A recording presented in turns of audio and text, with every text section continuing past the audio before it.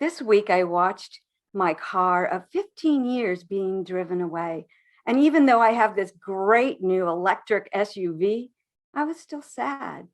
You see, grieving comes in many forms. It's not just that we grieve over the loss of a loved one, but we often grieve things we give away and maybe even some of our dreams.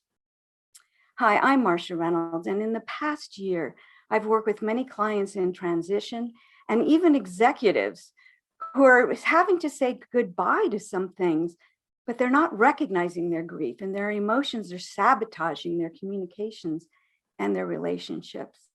If we don't recognize grief, we blame it on external things like the pandemic, the economy, and that friend that wasn't sensitive when we talked to them. But you see, grieving is a part of living fully. We have to let go of the past so we can complete with it and move forward with courage and strength. I know this because 10 years ago, I had this period of time where I was just struggling getting up and feeling motivated, which isn't me. And my energy seemed to drain early. I thought I needed to see a doctor or a therapist, but I called my coach and she said, "What did you expect to happen now that didn't?" I remembered that almost a year to the day, I had made a promise to myself. I had published my book for women, Wonder Woman. And I said, I'll give it a year to see if I can shift my business just to women and be known for that. Well, it was in the middle of a recession and companies were cutting funds to women's programs. And a lot of people didn't have money for coaching. And I couldn't make the shift and still survive. So I told her, yeah, I do need to grieve this. I'm going to give it a few days. And after a few days, my energy started to come back. And then the idea for my next book, The Discomfort Zone, which did very well, came forth and my business thrived. So how do you know you're grieving? Well, there will be a loss of motivation and energy drain.